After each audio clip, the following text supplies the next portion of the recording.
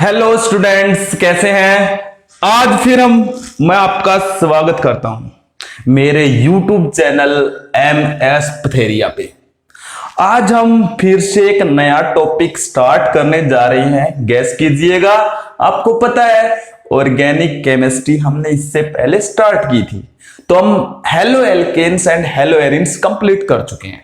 आज का हमारा टॉपिक है, जस्ट नेक्स्ट टॉपिक है alcohol, phenols and ether. Alcohol, phenol and ether, ये आपका नया टॉपिक है बेटा। अल्कोहल, फिनोल एंड ईथर, ये हमारा नया टॉपिक है।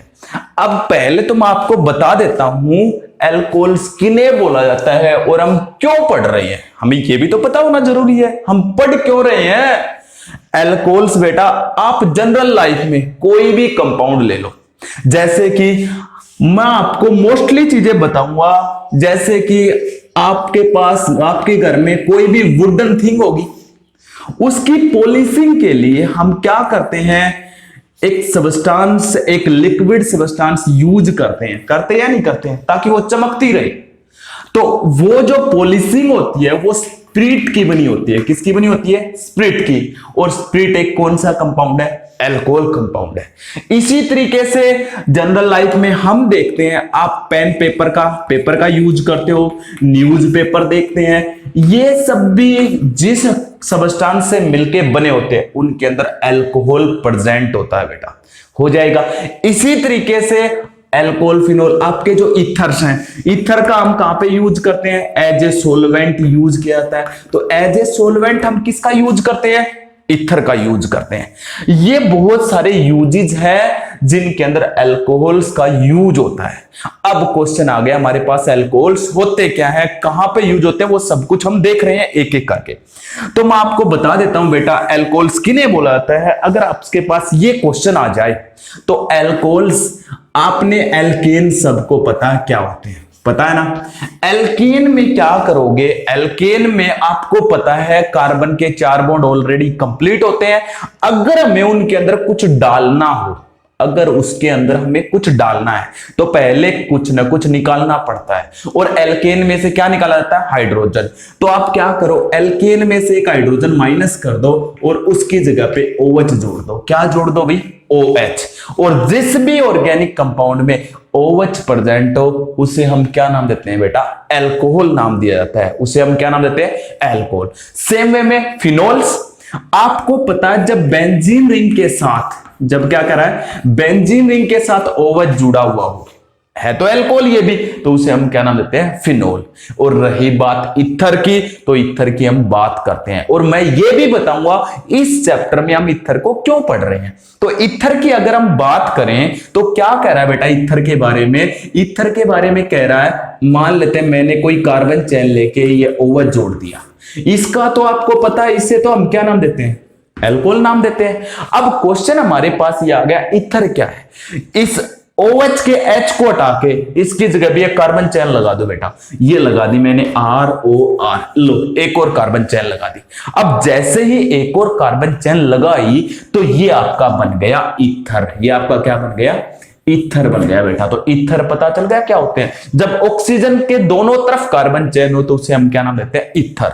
अब क्वेश्चन ये बन गया, अल्कोहल और फिनोल का तो चलो ठीक है, क्योंकि अल्कोहल का मतलब सिंपल कार्बन चेन में OH, फिनोल का मतलब बेंजीन रिंग को OH, लेकिन ईथर क्यों पढ़ रहे हैं इस चैप्टर में? तो ईथर की सुनिए बेटा, मैं एक एग्जांपल लेता हूं, आपके सामने पेश करता हूं। जस्ट मान लेते हैं मैंने ये ले लिया CH3CH2OH, ये ले लिया है अल्कोहल।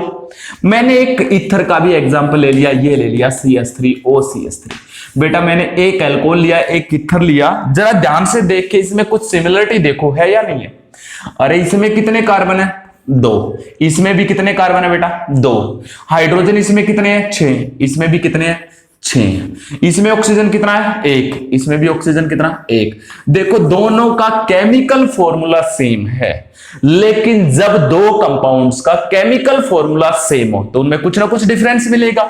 इसमें डिफरेंस है, इसके अंदर कौन सा प्रेजेंट है, अल्कोहल फंक्शनल ग्रुप है, लेकिन इसके अंदर कौन सा प्रेजेंट है, ईथर फंक्शनल ग्रुप है। तो डिफरेंस कहां पे आया, डिफरेंस आपके पास ये आया बेटा, इसके अंदर अल्कोहल है इसलिए इसमें ईथर है, तो ये एक दूसरे के फंक्शनल आइसोमर्स हैं। ये एक दूसरे के कौन से आइसोमर्स हैं, फंक्शनल आइसोमर्स है, इसलिए हम ईथर के टॉपिक को अल्कोहल के साथ पढ़ते हैं। बोलो बेटा इतना कवर हो गया या नहीं हो गया।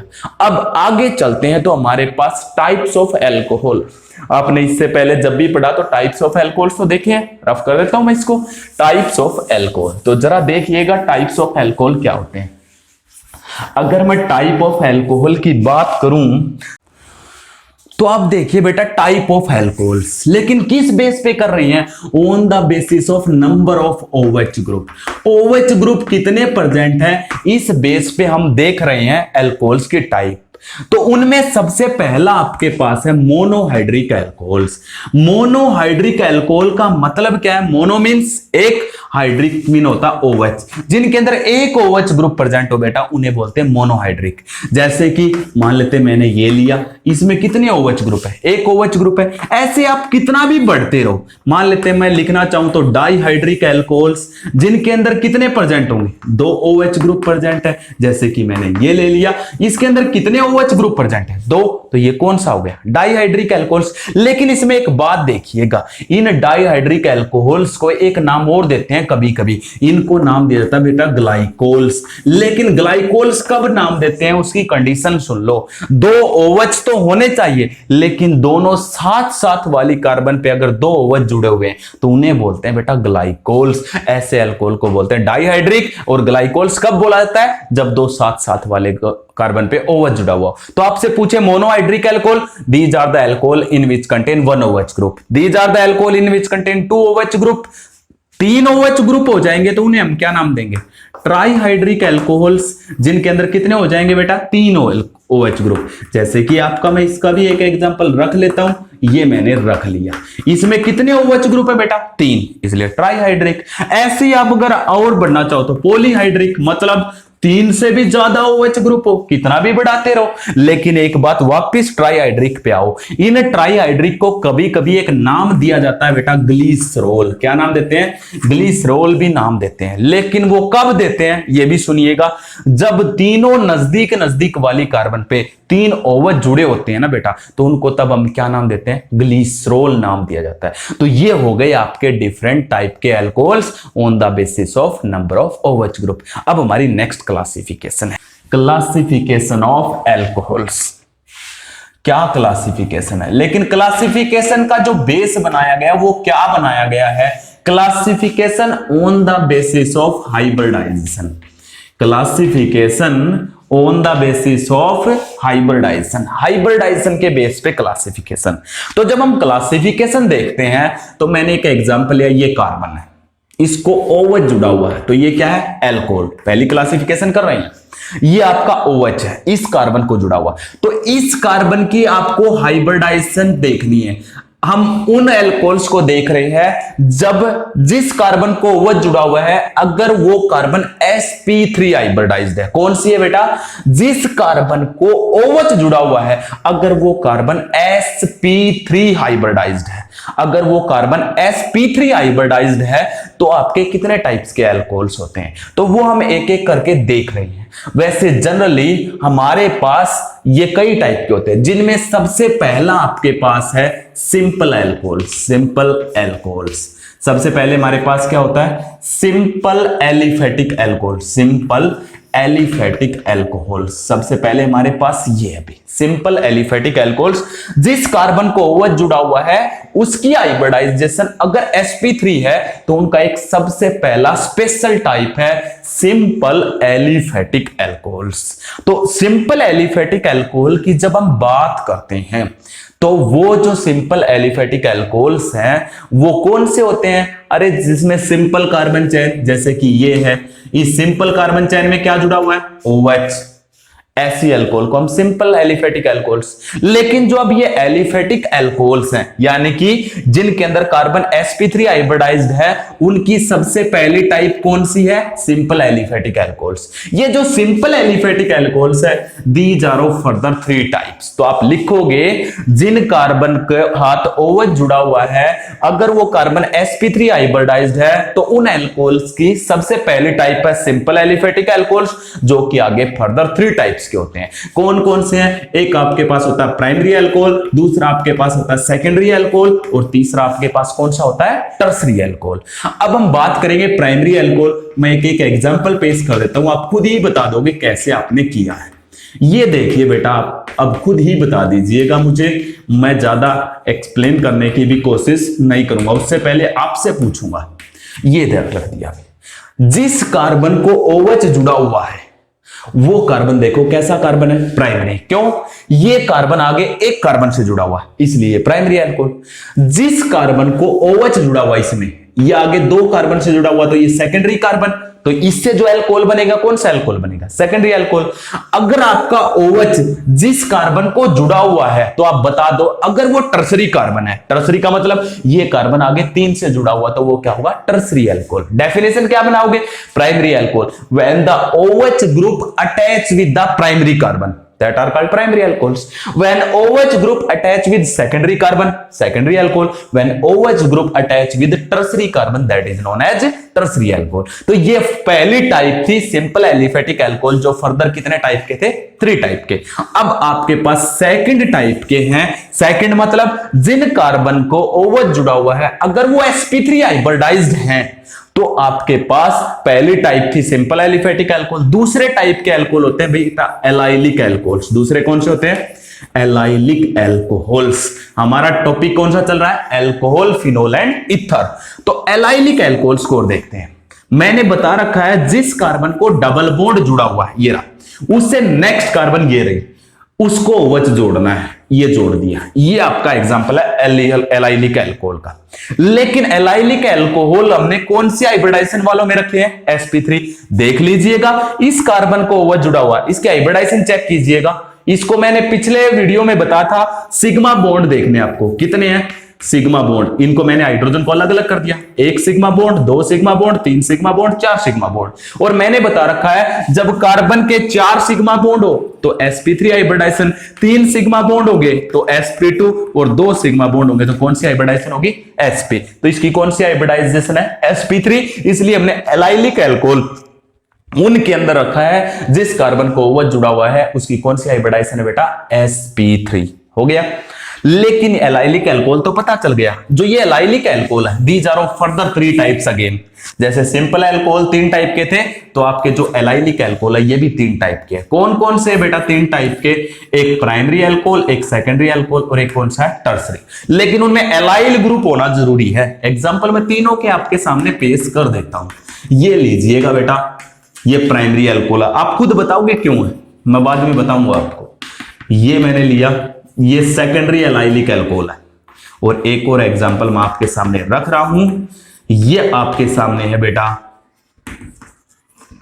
Tertiary allylic alcohol. जरा ध्यान से देखिए, जिस कार्बन को OH जुड़ा हुआ है वो प्राइमरी कार्बन है, क्योंकि वो आगे एक कार्बन से जुड़ा हुआ है, इसलिए प्राइमरी एलाइलिक अल्कोहल। जिस कार्बन को OH जुड़ा हुआ है वो सेकेंडरी कार्बन, तो सेकेंडरी एलाइलिक अल्कोहल। जिस कार्बन को OH जुड़ा हुआ है वो आगे 3 कार्बन से जुड़ा हुआ है, तो ये कौन सा हो गया? Tertiary alcohol. लेकिन एक बात तीनों में कॉमन है, तीनों में OH उस कार्बन को जुड़ा हुआ है जो एलाइलिक कार्बन है। एलाइलिक कार्बन कौन सी होती है? डबल बॉन्ड से नेक्स्ट वाली कार्बन। तो ये जो आपके एलाइलिक अल्कोहल है, ये भी आगे कितने टाइप के हो गए बेटा? 3 टाइप के हो गए ना। अब हमारे पास फिर से दोबारा से आ जाइए, sp3 हाइब्रिडाइजेशन कार्बन वालों में तीसरे टाइप कौन से हैं? सबसे पहले थे सिंपल एलिफेटिक, वो फिर 3 टाइप के थे। दूसरे थे एलाइलिक अल्कोहल, वो फिर 3 टाइप के थे। तीसरे आपके पास कौन से हैं बेटा? तीसरे हम ऐसे कौन से हैं? तीसरे आपके पास अभी बेंजाइलिक अल्कोहल्स। तीसरे आपके पास कौन से बेटा? Benzylic alcohols. बेंजाइलिक का मतलब मैं बता चुका हूं, जब बेंजीन रिंग के साथ जो कार्बन जुड़ा हुआ है, अगर उसके साथ OH प्रेजेंट है तो इसे हम बोलते हैं बेंजाइलिक एल्कोहल्स। और इस कार्बन के आप हाइब्रिडाइजेशन चेक करोगे तो ये भी कौन सी मिलेगा आपको, sp3। इसके बॉन्ड पूरे करके देख लो, चारों सिग्मा बॉन्ड है, इसलिए हमने बेंजाइलिक एल्कोहल्स भी sp3 हाइब्रिडाइजेशन वालों में रखे हैं। और ये जो बेंजाइलिक एल्कोहल है ये भी आगे कितने टाइप के हैं, 3, प्राइमरी, सेकेंडरी और टर्सरी। तो देखिएगा कैसे बनाए हैं मैंने 3 एल्कोहल, कौन कौन से बनाए हैं। सबसे पहला बेंजाइलिक एल्कोहल्स में है प्राइमरी, दूसरा है सेकेंडरी और तीसरा कौन सा, टर्सरी। तीनों का एग्जांपल रख देता हूं, आप खुद समझ जाओगे। ये मैंने रख दिया सबसे पहला एग्जांपल, ये मैंने रख दिया सेकेंडरी बेंजाइलिक एल्कोहल का एग्जांपल, और ये मैंने रख दिया टर्सरी एल्कोहल वाले का, ये रख दिया बेटा। यहां पे जोड़ दो, कहीं पे भी जोड़ लो भाई, बेंजीन रिंग को जुड़ा होना चाहिए, मैं स्पेस के कारण इसको ऐसे जोड़ रहा हूं। ये देखिएगा बेटा, हो गया। इस कार्बन को OH जुड़ा हुआ है, ये प्राइमरी कार्बन है, क्यों, ये आगे एक कार्बन से जुड़ा हुआ है। इस कार्बन को OH जुड़ा हुआ है, ये आगे 1 और 1 2 से जुड़ा हुआ है। इस कार्बन को OH जुड़ा हुआ है, ये 1 2 और 3 कार्बन से जुड़ा हुआ है। लेकिन एक बात तीनों में कॉमन है, तीनों में OH बेंजाइलिक कार्बन को जुड़ा है। बेंजाइलिक मतलब जो कार्बन बेंजीन रिंग से जुड़ी हुई है। ये देखो इसको OH जुड़ा, ये देखो इसको OH जुड़ा, ये देखो इसको OH। तो जो बेंजाइलिक एल्कोहल है वो भी आपके आगे कितने टाइप के होते हैं बेटा, 3 टाइप्स के होते हैं। ये थी sp3 हाइब्रिडाइज वाले एल्कोहल्स की क्लासिफिकेशन। नेक्स्ट हमारी है sp2। हमारे पास देखिए नेक्स्ट क्लासिफिकेशन कौन सी है। इस बार हम क्या करेंगे, जिस कार्बन को OH जुड़ा हुआ है, जिस कार्बन को क्या जुड़ा हुआ है, OH जुड़ा हुआ है, वो कार्बन कौन सी हाइब्रिडाइजेशन में है, sp2 हाइब्रिडाइजेशन में है। वो कार्बन sp2 हाइब्रिडाइजेशन में है। अगर वो कार्बन sp2 हाइब्रिडाइजेशन में है तो ऐसे कौन कौन से एल्कोहल है, उन्हीं में सबसे पहला एक एल्कोहल है, आप अच्छे से जानते हो उसको, विनाइलिक एल्कोहल्स। कौन सा होता है बेटा, विनाइलिक एल्कोहल्स। किन्हें बोला जाता है विनाइलिक एल्कोहल्स, आपको पता है विनाइलिक कार्बन को अगर OH ग्रुप जुड़ा हुआ, अब विनाइलिक कार्बन कौन सी, मैंने बता रखा है, जब डबल बॉन्ड वाली कार्बन को, ये रहा डबल बॉन्ड वाली कार्बन को अगर OH जुड़ा हुआ है तो इसे हम कौन सी कार्बन बोलते हैं, विनाइलिक कार्बन। और अगर उसको OH जुड़ा होगा तो उसे हम क्या नाम देंगे, विनाइल एल्कोहल। अब देखिएगा जरा, इस कार्बन की आपको क्या चेक करनी है, हाइब्रिडाइजेशन, क्योंकि यही जो OH को जुड़ा हुआ है। तो आप चेक कीजिएगा, ये हाइड्रोजन मैंने अलग से लिख लिया, ये कैसा बॉन्ड है, सिग्मा, ये भी कैसा बॉन्ड है, सिग्मा। इन दो में से एक ये कैसा है, सिग्मा। कितने सिग्मा बॉन्ड हुए, 3। और मैंने बता रखा जब 3 सिग्मा बॉन्ड हो तो कौन सी हाइब्रिडाइजेशन होगी, sp2 हो जाएगा। इसी तरीके से आपके पास सेकंड कौन से हैं, सेकंड है बेटा आपके पास, चैप्टर के नाम से यह फिनोल। जो आपके फिनोल होते हैं ना बेटा, वो भी उनके अंदर आते हैं जिनके अंदर जिस कार्बन को OH जुड़ा हुआ है वो कौन सी हाइब्रिडाइजेशन में है, sp2 हाइब्रिडाइजेशन में। तो फिनोल को ले लो, फिनोल को क्या बता था, बेंजीन रिंग को जब OH जुड़ा होता है तो उन्हें हम क्या नाम देते हैं बेटा, फिनोल नाम दिया जाता है। अगर हम फिनोल की बात करें तो इस कार्बन के आप हाइब्रिडाइजेशन चेक कीजिएगा। इसको पहले आप डबल बॉन्ड, ये रहे, इसका एक सिग्मा बॉन्ड, ये रहा एक सिग्मा बॉन्ड, ये रहा, और इन दो में से एक क्या, सिग्मा बॉन्ड। कितने सिग्मा बॉन्ड हुए इस कार्बन के, 3 सिग्मा बॉन्ड है। तो ये कौन सी हाइब्रिडाइजेशन में आता है, sp2। तो sp2 हाइब्रिडाइजेशन वाले में कौन सा आ गया, विनाइलिक एल्कोहल। दूसरा आपका कौन सा आ गया बेटा, फिनोल। ये भी किस में आते हैं, विनाइलिक एल्कोहल्स, जो सॉरी sp2 हाइब्रिडाइजेशन वालों में आते हैं। ये थी भी क्लासिफिकेशन ऑफ एल्कोहल्स, हो जाएगा। नेक्स्ट हमारे पास देखिए हम क्या देखते हैं, नेक्स्ट है जो आपका फंक्शनल ग्रुप है उसका स्ट्रक्चर कैसा है। तो नेक्स्ट है, सॉरी, उसको स्टार्ट करने से पहले ईथर हमारे पास कैसे होते हैं, ईथर के बारे में थोड़ा सा और जानना जरूरी है। अगर हम ईथर के बारे में जानते हैं तो ईथर 2 टाइप्स के होते हैं भाई मेनली। कौन कौन से होते हैं, एक को हम बोलते हैं बेटा सिमेट्रिकल ईथर, एक को हम क्या नाम देते हैं, सिमेट्रिकल ईथर, और दूसरे को बोला जाता है अनसिमेट्रिकल ईथर। क्या मतलब है इस सिमेट्रिकल का और अनसिमेट्रिकल का, ध्यान से सुनिए बस। सिमेट्रिकल का तो मतलब होता है, आपको पता है ROR, ये होता ईथर। जब आपके, इसको मैंने मान लिया R1, इसको मान लिया R2, अगर आपका R1 R2 के इक्वल है, अगर आपका R1 R2 के इक्वल है तो ऐसे ईथर को बोलते हैं बेटा सिमिट्रिकल ईथर। ऐसे ईथर को क्या नाम दिया जाता है? Symmetrical ether. दूसरा, अगर हम बात करें, दूसरा क्या बात करें, अब हम बात करते हैं अनसिमेट्रिकल ईथर की। आपने यही ले लिया R1O और R2। अगर R1 और R2 नॉट इक्वल, इक्वल नहीं है, तो वो कैसा होगा? Unsymmetrical ether. एग्जांपल पहले सिमेट्रिकल का देखिए। अरे आपने ये लिखा है, इसमें देखो इधर भी CH3 इधर भी CH3, तो ये कैसा ईथर है? सिमेट्रिकल। लेकिन मैं इसका एग्जांपल और ले रहा हूं। इसका एग्जांपल अगर लूंगा तो मान लेते हैं मैंने ये ले लिया। अब आप ध्यान से देखिएगा, इधर क्या है? एक कार्बन का है, इधर क्या है? ये 3 कार्बन का आपके पास है। तो ये कैसा है? अनसिमेट्रिकल। अलग अलग हो गया है, नहीं हो गया दोनों साइड, तो ये कैसा ईथर है? अनसिमेट्रिकल ईथर है। तो इसे हम क्या बोलेंगे? Unsymmetrical ether. तो ये ईथर के बारे में था। जैसे अल्कोहल की क्लासिफिकेशन थी ना, उसी के अंदर एक ये आता हमारा अनसिमेट्रिकल और सिमेट्रिकल ईथर्स आते हैं। बोलो इसमें कुछ पूछना है? हो जाएगा फिर ये आपके पास। तो ये क्या है इसके पास? ये सिमेट्रिकल और अनसिमेट्रिकल ईथर। आगे हमारे पास नेक्स्ट है, अब हम देखते हैं next structure of functional group. Structure of functional group, structure कैसा है हमारे फंक्शनल ग्रुप का? अगर हम स्ट्रक्चर की बात करते हैं, स्ट्रक्चर ऑफ फंक्शनल ग्रुप। अब कौन सा फंक्शनल ग्रुप है? इन 2 कंपाउंड्स के अंदर तो आपको पता है OH है, ईथर में ईथर है, लेकिन इसका फंक्शनल ग्रुप का स्ट्रक्चर कैसा है? तो आप देखिएगा, मैंने एक एग्जांपल ही ले लिया, लेट अस कंसीडर, मैंने ये ले लिया CH3OH। हो गया। यहां पे आपको फंक्शनल ग्रुप की हाइब्रिडाइजेशन का मतलब क्या भी? इस ऑक्सीजन की हाइब्रिडाइजेशन बतानी है। फंक्शनल ग्रुप की हाइब्रिडाइजेशन का स्ट्रक्चर का मतलब होता है इस ऑक्सीजन की हाइब्रिडाइजेशन बताओ और फिर उसने कैसी शेप ली है ये बताओ। अगर मैं इसकी बात करता हूं तो इस ऑक्सीजन के पास 2 लोन पेयर है बेटा। 2 लोन पेयर के साथ एक बॉन्ड इसने किसके साथ बनाया है? हाइड्रोजन के साथ। तो दूसरा बॉन्ड इसने किसके साथ बनाया है? CH3 के साथ। इसलिए यहां पे टोटल 4 ऑर्बिटल है, और जब 4 ऑर्बिटल होते हैं तो कौन सी हाइब्रिडाइजेशन होती है? sp3। कौन सी हाइब्रिडाइजेशन होती है? sp3। अगर आप फिर भी भूल जाते हो तो मैं आपको तरीका बता देता हूं कैसे आप हाइब्रिडाइजेशन को इस टाइप के कंपाउंड में, कार्बन का तो मैं पहले भी बता चुका हूं, कार्बन के तो आप सिग्मा बॉन्ड काउंट करो, लेकिन अदर कोई भी एटम है तो जैसे यहां पे ऑक्सीजन का चेक करना था, आप कैसे करोगे? इसको मैंने अलग से जोड़ लिया, पहले जोड़ लिया, उसके बाद इसके ऊपर लोन पेयर देख लो, कितने लोन पेयर हैं? 2। तो एक लोन पेयर, 2 लोन पेयर, एक सिग्मा ये बॉन्ड हो गया और एक ये, टोटल कितने हो गए? 4 हो गए। 2 लोन पेयर और 2 बॉन्ड हो गए, इसलिए 4 ऑर्बिटल का मतलब sp3 हाइब्रिडाइजेशन। sp3 जब हाइब्रिडाइजेशन होती है ना बेटा, तब कैसी शेप होनी चाहिए? टेट्राहेड्रल। कैसी होनी चाहिए? टेट्राहेड्रल। लेकिन 2 लोन पेयर के कारण ये कैसी शेप ले लेते हैं? इसको अगर मैं उल्टा कर दूं तो मुझे ये कैसा दिखेगा? वी के जैसा दिखेगा। कैसा दिखेगा बेटा? वी के जैसी शेप ले लेता। तो इसकी कैसी शेप होती है? वी शेप होती है। लेकिन sp3 हाइब्रिडाइजेशन के कारण वैसे टेट्राहेड्रल होनी चाहिए थी, लेकिन इसकी कैसी शेप है? वी शेप है। तो ये आपके पास था अल्कोहल में OH ग्रुप का जो फंक्शनल ग्रुप है उसका स्ट्रक्चर कैसा होता है? sp3 हाइब्रिडाइजेशन, और कैसी शेप होती है? वी शेप होती है।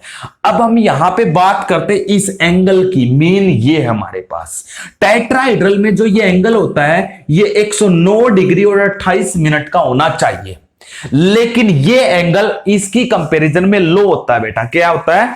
इससे लो होता है। तो आपसे पूछा जाता है ये लो क्यों होता है? अगर हमसे ये पूछ लिया जाए तो आप क्या लिखोगे? ये एंगल आपका जो है 109 डिग्री 28 मिनट से लो होता है, लेकिन कितना होता है? ये होता है 108 डिग्री और 9 मिनट, इतने का होता है। यानी कि नॉर्मल टेट्राहेड्रल से ये एंगल लो है अल्कोहल के केस में। तो आपको यहां से पूछा जा सकता है ऐसा क्यों होता है? ऐसा इसलिए होता है जो ऑक्सीजन पे ये 2 लोन पेयर होते हैं ना, ये लोन पेयर कौन सा रिपल्सन शो करते हैं? Lone pair repulsion. ये एक दूसरे को रिपेल करेंगे, ये रिपेल करेंगे, तो ये वाला लोन पेयर इस बॉन्ड पेयर को रिपेल करेगा, ये वाला लोन पेयर इस बॉन्ड पेयर को, जिसके कारण ये दोनों बॉन्ड नजदीक आएंगे तो ये एंगल क्या हो जाएगा? डिक्रीज। तो लोन पेयर रिपल्सन होगा आपका, जो कि कौन से रिपल्सन को बढ़ा देता है, इस लोन पेयर और इस बॉन्ड पेयर के रिपल्सन को बढ़ा देगा, इधर से इस लोन पेयर और इस बॉन्ड पेयर के रिपल्सन को बढ़ा देगा,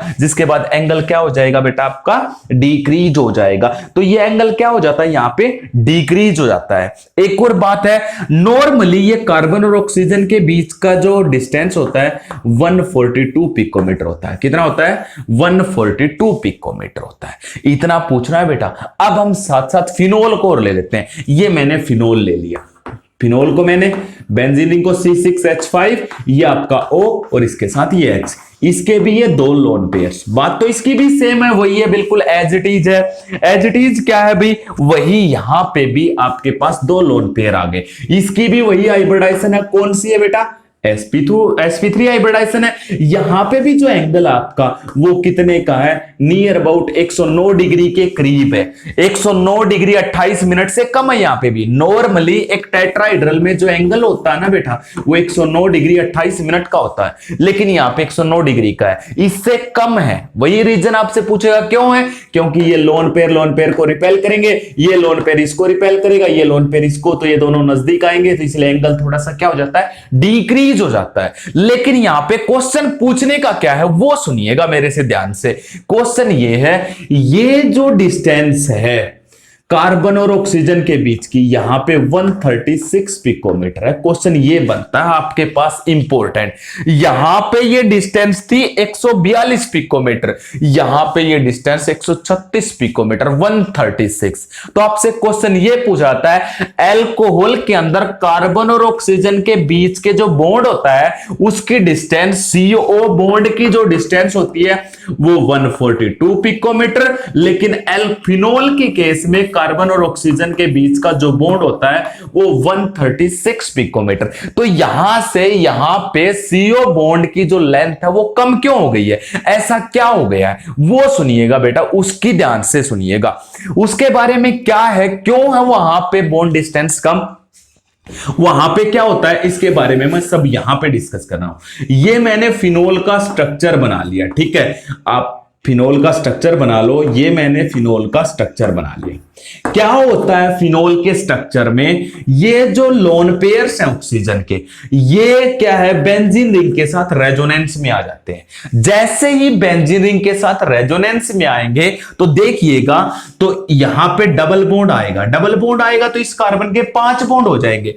उनको कम करने के लिए इस बॉन्ड के इलेक्ट्रॉन यहां पे, इसलिए आपके पास क्या बन जाता है बेटा, आपके पास ये बन गया। जरा ध्यान से देखने की बात है, सिर्फ ओनली ये डबल बॉन्ड O और H, इसने अपना लोन पेयर दिया था इसलिए पॉजिटिव चार्ज। इस कार्बन और ऑक्सीजन के बीच में कौन सा बॉन्ड आ गया, डबल बॉन्ड करेक्टर, और डबल बॉन्ड यानी कि हमारे पास इस कार्बन और ऑक्सीजन के बीच में कुछ ना कुछ डबल बॉन्ड का भी करेक्टर है, और डबल बॉन्ड करेक्टर होगा तो थोड़ा सा क्या हो जाता है बेटा, साइज कैसा होता है बॉन्ड का, स्मॉल होता है। यहां पे ऐसा कुछ भी पॉसिबल नहीं है, यहां पे कोई भी रेजोनेंस नहीं है। तो आप क्या लिखोगे, in phenol there is the resonance between the lone pair of oxygen and benzene, so CO bond acquire double bond character. Due to double bond character its size is small, that is 136 picometer, but in alcohol it is not possible। लेकिन alcohol के अंदर ये possible नहीं है। ये आपके पास था भी। अगर हम अल्कोहल और फिनोल का स्ट्रक्चर देखेंगे तो उनके बारे में क्वेश्चन क्या बन सकता है, ये आपसे एंगल पूछ सकता है भी कम क्यों है, तब आप बताओगे लोन पेयर रिपल्सन है जो कि सबसे ज्यादा होता है, ये लोन पेयर इस बॉन्ड पेयर को रिपेल करेगा, ये लोन पेयर इस बॉन्ड पेयर को, जिसके कारण एंगल क्या हो जाता है, डिक्रीज हो जाता है। तो आप क्या लिखोगे, in the alcohol oxygen have 2 lone pair which repel each other and also repel the bond pairs, so bond angle decreases. लेकिन यहां पे ये लेंथ और इस लेंथ में डिफरेंस क्यों है, ये इंपॉर्टेंट क्वेश्चन है। पता चल गया, उसमें रेजोनेंस के द्वारा डबल बॉन्ड करेक्टर, लेकिन इसमें ऐसा नहीं है। अब एक और आपके पास है, अब हमारा स्ट्रक्चर रह गया ईथर का, अल्कोहल और फिनोल का हो चुका है, तो अब ईथर का देखिएगा। अगर मैं ईथर की बात करूं तो ईथर का स्ट्रक्चर आप देख लीजिएगा कैसा है। ईथर के स्ट्रक्चर में हमने क्या किया, मैंने ये ईथर ले लिया अभी, CH3OCH3, ये वाला ईथर लिया। इसका स्ट्रक्चर अगर मैं देखता हूं तो ये आपके पास इसका स्ट्रक्चर है। इसके पास भी ये 2 लोन पेयर अभी जैसे उनके अंदर थे, लेकिन यहां पे पते की बात क्या है, बहुत ज्यादा इंपॉर्टेंट बात क्या है, बहुत ज्यादा इंपॉर्टेंट बात तो यहां पे ये है, यहां पे एंगल की बात है बेटा, यहां पे एंगल की बात है। अगर हम इथर की बात करते हैं तो यहां पे एंगल कितना होना चाहिए, 109 डिग्री 28 मिनट से कम होना चाहिए। लेकिन बेटा एक एक्सेप्शनल केस, 109 डिग्री 28 मिनट से भी ज्यादा है। यहां पे जो एंगल है वो 111 डिग्री और 7 मिनट का है। कितने का बेटा, 111.7 का है। तो यहां पे 111.7 की अगर हम बात करें तो ये एंगल हाई क्यों होता है, ये पूछता है। ये जो आपके ग्रुप्स है ना बेटा, ये ग्रुप, ये थोड़े से बल्की ग्रुप है, लार्ज ग्रुप है। ये लार्ज ग्रुप होने के कारण ये एक दूसरे को रिपेल करेंगे। तो in the ethers on the both side of oxygen contain bulky large group, these large groups repel to each other at the maximum point, so angle increases as compare to a normal tetrahedral angle. इसकी भी hybridisation क्या है, sp3। इसका भी जो structure है वो क्या होना चाहिए, टेट्राइड्रल। और टेट्राइड्रल में एंगल कितने का होता है, 109 डिग्री 28 मिनट। 109.28 से भी ज्यादा हो गया, ये उससे भी ज्यादा हो गया। तो आप यहां पे क्या बताओगे, in ether both side of oxygen contain bulky group which increase the angle of ether as compare to normal tetrahedral angle. Normal tetrahedral angle से भी क्या हो जाता है, अभी यहां पे जो बॉन्ड है वो क्या हो जाता है, आपका लार्ज हो जाता है, सॉरी बॉन्ड एंगल क्या हो जाता है, लार्ज हो जाता है। तो ये आपको पता चल गया होगा भी। इसमें कुछ पूछना है तो इसमें कुछ पूछना हो तो बोलो, अदरवाइज हम आगे बढ़ रहे हैं। आगे हमारे पास अभी नोमेनक्लेचर ऑफ एल्कोहल्स, तो हम कुछ नोमेनक्लेचर की भी बात कर लेते हैं साथ साथ, हो गया होगा ये। तो अब नोमेनक्लेचर ऑफ एल्कोहल्स, अगर हम नोमेनक्लेचर की बात करें तो नोमेनक्लेचर में क्या कह रहा है भाई, इनका थोड़ा बहुत नोमेनक्लेचर के भी बारे में जानना बहुत जरूरी है। तो मैं छोटी छोटी बातें आपको लेके चल रहा हूं।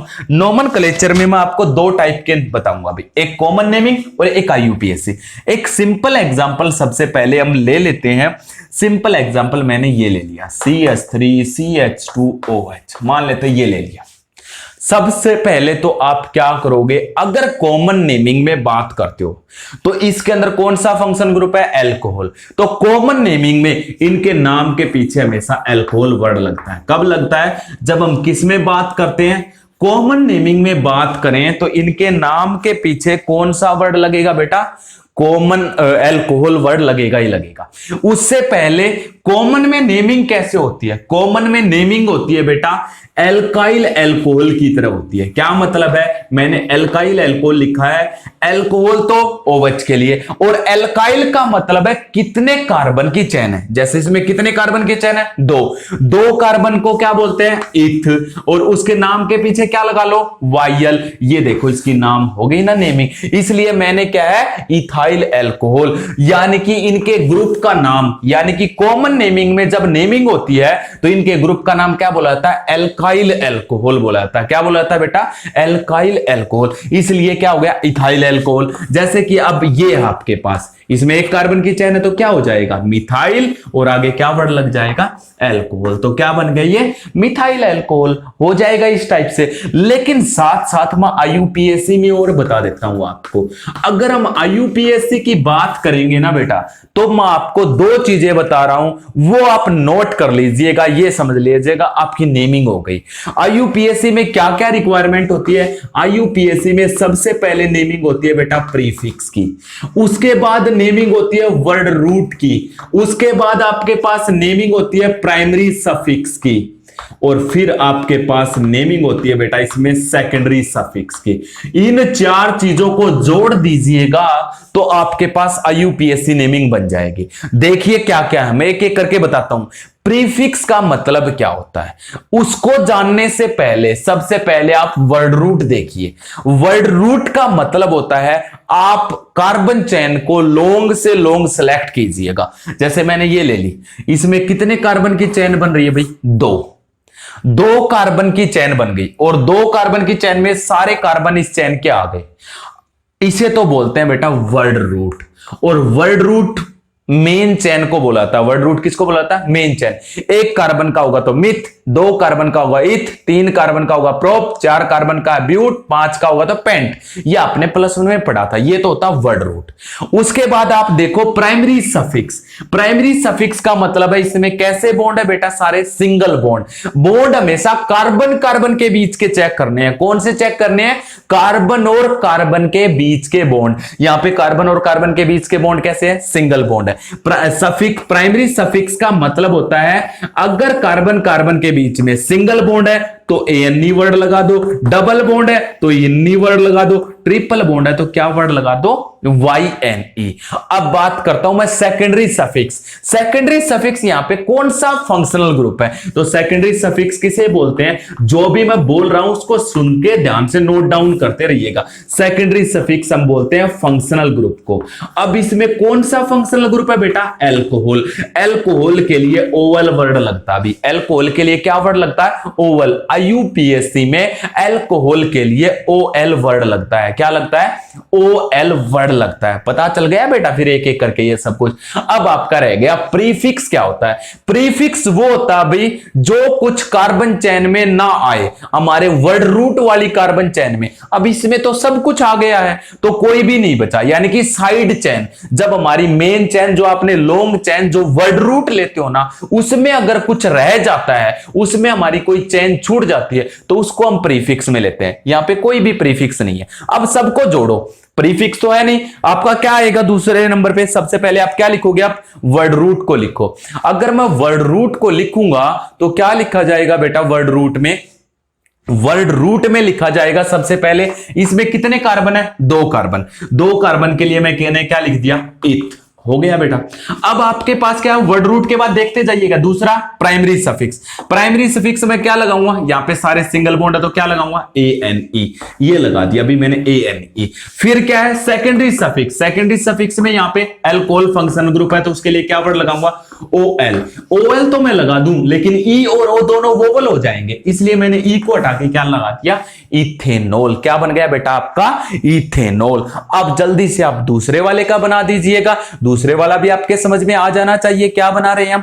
तो दूसरे वाले का देखिएगा, दूसरा क्या बनता है। अब इसकी ओर बनाता हूं। इसमें ये A वर्ड रूट हो गया। कितने कार्बन का? 1 कार्बन का। कोई प्रीफिक्स नहीं बचा इसमें भी, तो 1 कार्बन का वर्ड रूट क्या होता है बेटा? मिथ। उसके बाद इसमें सारे सिंगल बॉन्ड है तो क्या लगाऊं? प्राइमरी सफिक्स एन का ई हटा दिया। फिर सेकेंडरी सफिक्स एल्कोहल है तो क्या लगा दिया? OL। ये चेन लिख लो बस इसके अकॉर्डिंग।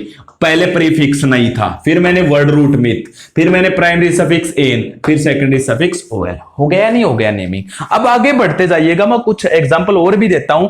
IUPSC आपको शायद पहले भी आती हो, लेकिन कुछ और भी हम बातें करेंगे यहां पे। जैसे कि मैंने क्या किया, ये एग्जांपल ले लिया आपके पास, ये एग्जांपल मैंने रख लिया, ये रखा बेटा। सबसे पहले तो इसका कॉमन में नाम बताओ आपको। कॉमन में नाम तो मैंने बताया। कितने कार्बन की चैन है? 1 2 3 4। 4 कार्बन की चैन मतलब ब्यूट। और एल्काइल अल्कोहल की फॉर्म में इनकी नेमिंग होनी है, यानी कि कॉमन में नेमिंग क्या होती है? Alkyl alcohol. तो 4 कार्बन को मैं क्या बोलूंगा? ब्यूटाइल। और आगे क्या वर्ड लगा दूंगा? एल्कोहल। हो गई या नहीं हो गई नेमिंग? अब इसकी IUPSC में देखिएगा, IUPSC में कैसे बनती है? IUPSC में बनती है आपके पास सबसे पहले प्रीफिक्स, सॉरी चैन, वर्ड रूट। कितने कार्बन की चैन बन गई? 4 कार्बन की। कोई वर्ड रूट बचा? नहीं बचा। तो वर्ड रूट सबसे पहले, अब क्या लिखोगे? प्रीफिक्स नहीं है तो क्या लिखोगे? Word root. कितने कार्बन का है? 4 कार्बन का। 4 कार्बन का मैंने क्या लिख लिया? ब्यूट। फिर क्या लिखोगे? प्राइमरी सफिक्स, उसके बाद secondary suffix. Primary suffix bond देखने हैं, कार्बन कार्बन के बीच के सारे बॉन्ड कैसे हैं? सिंगल, इसलिए मैं क्या लगाऊंगा? AN। और सेकेंडरी सफिक्स क्या है? एल्कोहल फंक्शनल ग्रुप है तो उसके लिए क्या वर्ड लगा दिया? एल्कोहल। हो जाएगा। लेकिन कभी कभी इसके नाम के आगे लिख देगा N ब्यूटाइल अल्कोहल। क्या वर्ड लगा देता है? N butyl.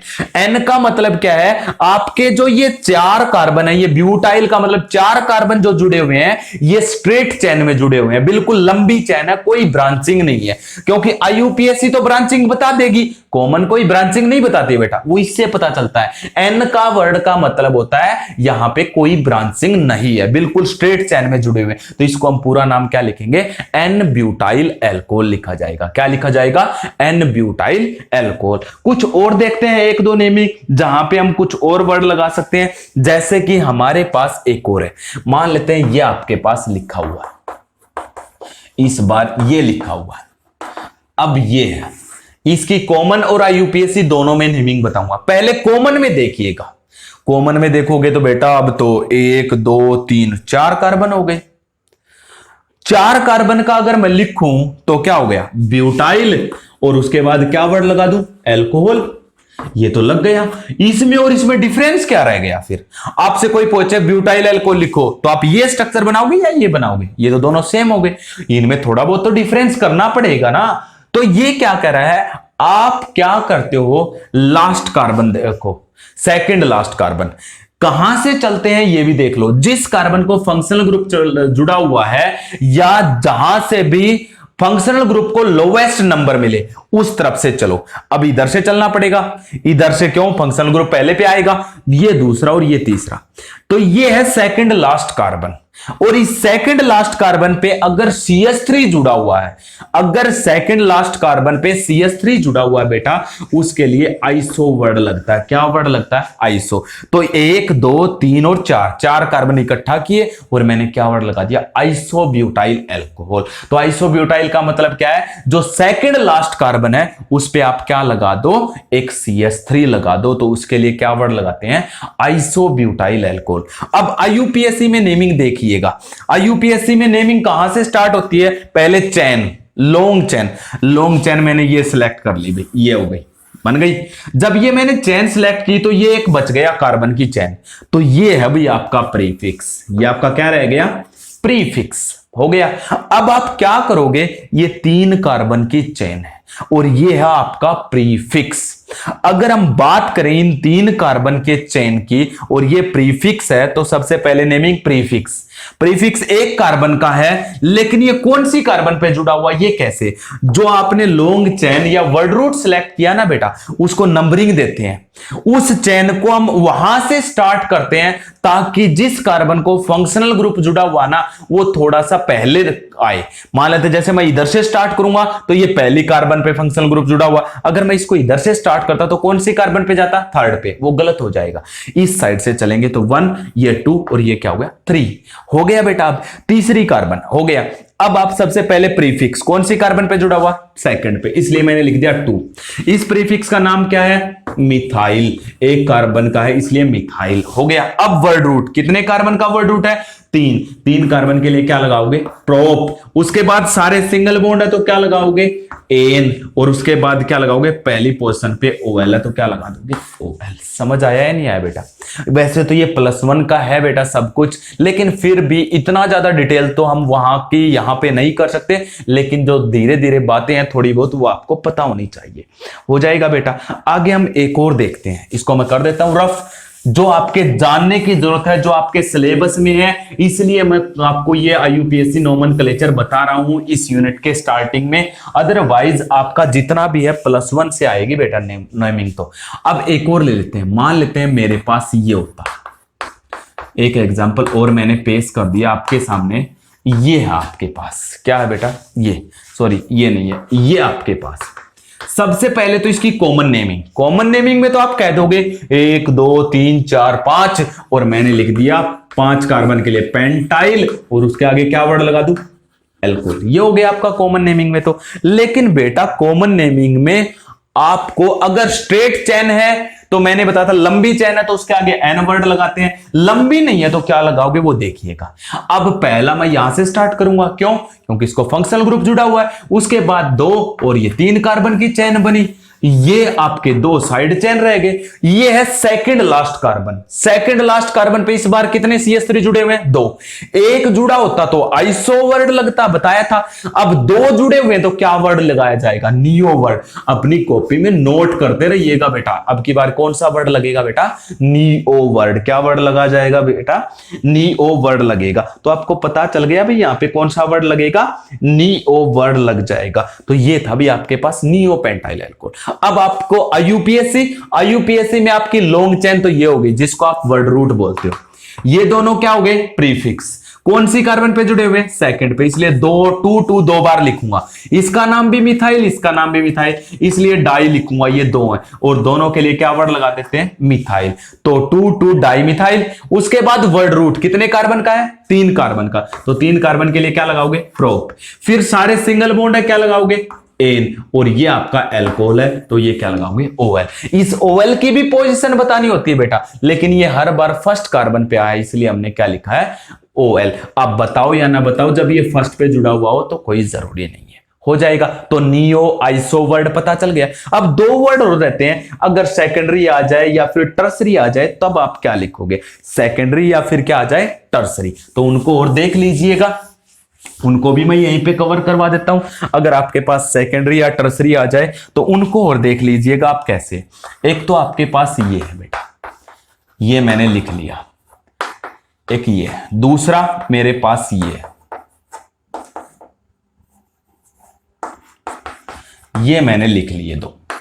पहले इनकी आईयूपीएससी नहीं, कॉमन नेमिंग बताओ। इसकी कॉमन नेमिंग आप क्या कहोगे? सर 1 2 3 4 कार्बन हो गए तो क्या वर्ड लगा दूं? ब्यूटाइल। और कॉमन नेमिंग में हो गया एल्कोहल।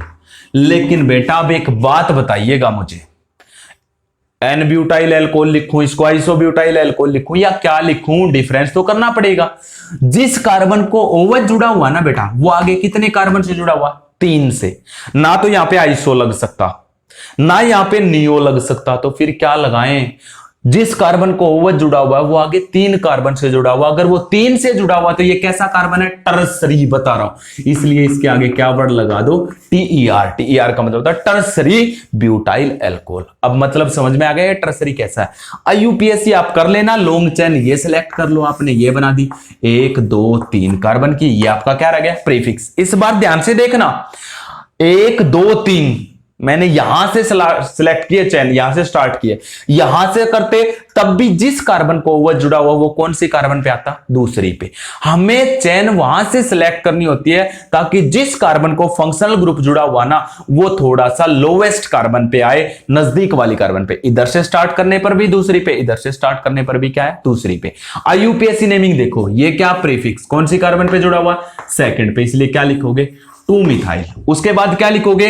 Word root. कितने कार्बन का है? 3 कार्बन का। 3 कार्बन का वर्ड रूट क्या होता है? प्रोप। हो गया। फिर प्राइमरी सफिक्स क्या है? सारे सिंगल बॉन्ड है तो एन। अब आपका सेकेंडरी सफिक्स कौन सी कार्बन पे जुड़ा हुआ? दूसरे पे, इसलिए 2, और 2 के आगे क्या वर्ड लगेगा? OL। बन गया। अब इसमें और देखिएगा, इसमें भी 1 2 3 4 कार्बन की चेन है तो कॉमन नाम क्या लिख दो? Butyl alcohol. लेकिन बेटा अब डिफरेंस क्या रह गया? इसको और इसको कैसे सेपरेट करें? जिस कार्बन को OH जुड़ा हुआ है वो देखो आगे कितने कार्बन से जुड़ा हुआ है? 2 से, क्योंकि यहां पे ना आइसो वर्ड लग सकता, ना ही नियो, ना ही टर्सरी। तो एक और नया वर्ड आ गया, कौन सा? जिस कार्बन को OH जुड़ा हुआ है वो आगे 2 कार्बन से जुड़ा हुआ है तो वो कौन सी कार्बन है? सेकेंडरी। इसलिए इसके आगे क्या लगा दो? SEC, secondary butyl alcohol. हो गया बेटा। तो ये आपको क्या दे दिया जाएगा? ध्यान से सुनिए, आपको ये दे दिया जाए तो ये बनाना आना चाहिए, सेकेंडरी ब्यूटाइल एल्कोहल। मतलब 4 कार्बन लेने हैं और उसमें जिस कार्बन को OH जुड़ा हुआ वो सेकेंडरी, यानी कि आपके पास इस कार्बन को OH है तो ये आगे 2 कार्बन से जुड़ा होना चाहिए, तो ये 2 से ही जुड़ा हुआ है। उसके बाद कितनी लंबी चेन बना दो जितना आप चाहो, तो ये सेकेंडरी ब्यूटाइल एल्कोहल। होप है कि आपको समझ में आया होगा। फिर भी आपको कुछ डाउट रहता तो आप कमेंट सेक्शन में पूछ सकते हैं, हो जाएगा। मान लेते मैं एक एग्जांपल और लेता हूं आपको कमी को दूर करने के लिए। मान लेते मैंने ये ले लिया। अब आप फास्टली मेरे को सोल्व करके बताइएगा इसका क्या आंसर आएगा। कॉमन आईयूपीएससी तो आप कर लोगे मुझे पता है, तो इसकी कॉमन नेमिंग बताइए। अगर मैं इसकी कॉमन नेमिंग की बात करूं, 1 2 3 4 5 कार्बन के लिए क्या वर्ड लगा दूं? पेंटाइल। और उसके आगे क्या वर्ड लगा दूं? एल्कोहल। लेकिन कौन सा पेंटाइल है, देखो कितने हो गए, एन पेंटाइल है, आइसोपेंटाइल है, टर्सरी पेंटाइल है, सेकेंडरी पेंटाइल है, नियो पेंटाइल है। ये 5 वर्ड हो गए बेटा। कौन सा आएगा इसके आगे? जिस कार्बन को ओवर जुड़ा हुआ वो आगे कितने कार्बन से जुड़ा हुआ? 2 से। तो कौन सा आएगा? Secondary pentyl alcohol. बोलो बेटा इसमें कोई क्वेश्चन है, डाउट है? हो गया होगा फिर। तो ये अल्कोहल की नेमिंग थी, कॉमन सी नेमिंग थी जो आपकी क्लियर हो चुकी है। फिर भी कोई डाउट है तो मुझसे आप क्लियर कर सकते हैं। अब आगे चलते जाइएगा। अब थोड़े से हम जिक्र कर लेते हैं एक दो की। हमारे पास अल्कोहल की नेमिंग हो गई, फिनोल की, और थोड़ा सा हम इथर की बात करेंगे। तो अब आप देखते जाइएगा फिनोल के 2-4 एग्जांपल हैं जो हमारे सिलेबस में हैं, जिनका हमें पता होना चाहिए। कौन कौन से हैं वो एग्जांपल, वो देख लीजिएगा। मैं एक बार वही नोट डाउन कर देता हूं। ये आपके पास फिनोल होता है, यही होता है ना बेटा, OH जुड़ा होता है, और इसके यहां पे एक बार CH3 जोड़ दिया। इसका नाम बताओगे आप क्या होगा? या फिर एक बार फिर मैं क्या करूं, ये कर दूं, ये CH3 यहां पे जोड़ दिया, OH यहां पे जोड़ दिया, एक CH3 मैंने कैसे भी कर लो बेटा, वो तो आपकी इच्छा है, OH यहां पे जोड़ दिया। ये आपके पास था भी। एक तो ये है, एक क्या है आपके पास, इनकी करो पहले नेमिंग। अब मैं इनको, इसको यहां पे, इसको यहां पे भी कर सकता हूं, वो आपकी इच्छा, आप चेंज कर लो, कोई दिक्कत नहीं है इसमें। ये है भाई, इसकी IUPAC नेम देखिए। अरे मैं इसको हटा दूं तो ये क्या है? फिनोल। तो ये पहली पोजीशन और ये दूसरी पोजीशन। तो दूसरी पोजीशन पे इस पे ये क्या आ गया? मैंने एक्स्ट्रा जोड़ा है, एक्स्ट्रा जोड़ा तो ये क्या है? प्रीफिक्स। कौन सी कार्बन पे? सेकंड, ये 2। क्या वर्ड है ये? मिथाइल। क्या है बेटा? मिथाइल। और इसका नाम क्या रह गया? फिनोल। हो गया। या फिर आप क्या करो, ये दोनों एक दूसरे के कौन सी पोजीशन पे? ऑर्थो। इसके आगे ऑर्थो लगा दो, ऑर्थो मिथाइल फिनोल या 2 मिथाइल फिनोल। उसकी नेमिंग समझ में आ गई होगी। ये 1 पोजीशन, ये 2, और ये क्या होगी? 3। इसको 1 क्यों दे रहा हूं भाई मैं? क्योंकि ये अल्कोहल फंक्शनल ग्रुप है, जिसको सबसे पहला नंबर दिया जाता है अगर पॉसिबल हो तो। अब क्या है? 3 मिथाइल, और फिर क्या रह गया आपका पीछे? फिनोल।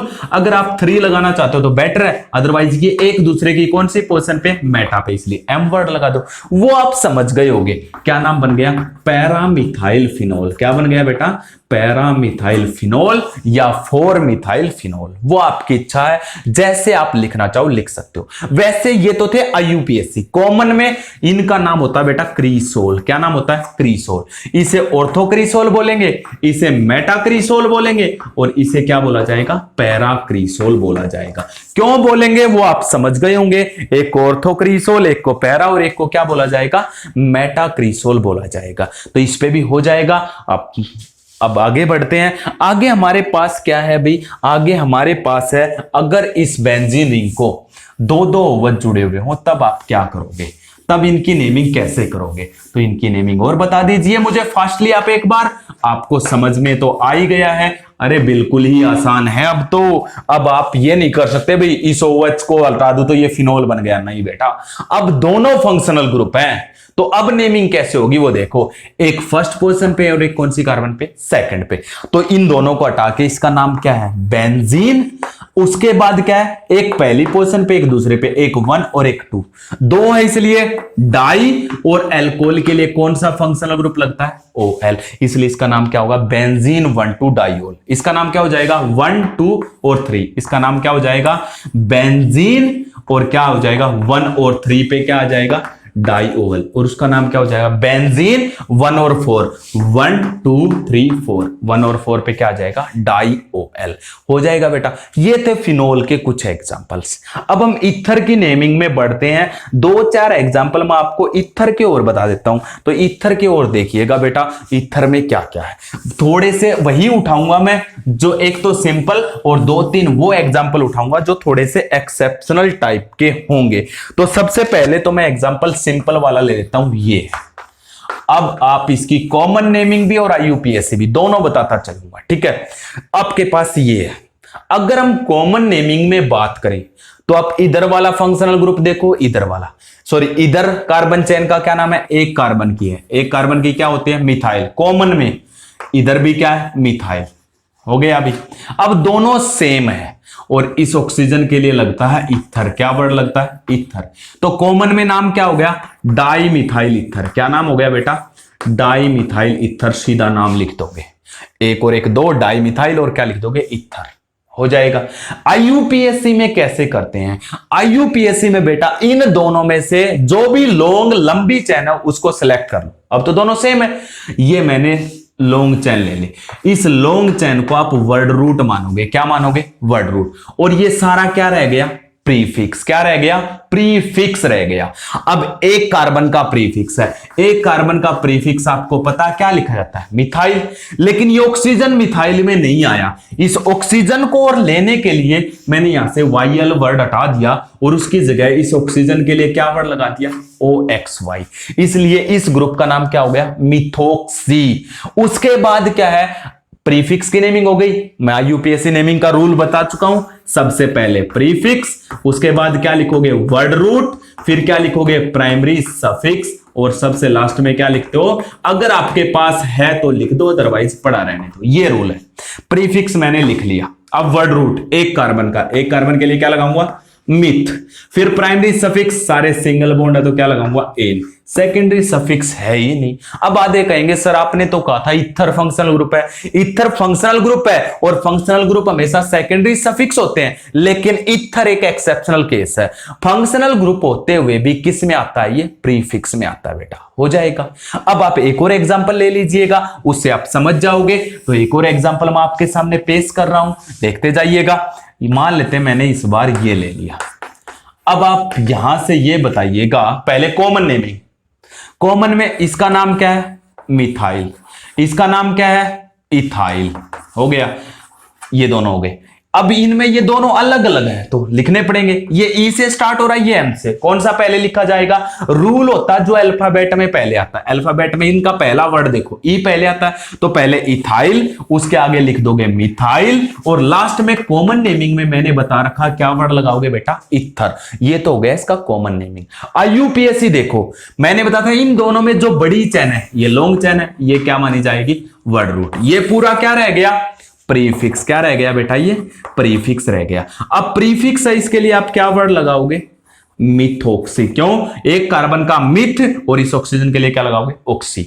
अब वर्ड रूट लिखो, ये रहा रूल, चलते जाओ। वर्ड रूट, दो कार्बन का क्या लिख दो, इथ। उसके बाद प्राइमरी सफिक्स, इसमें सारे सिंगल बॉन्ड है, क्या लगा दूं, ANE।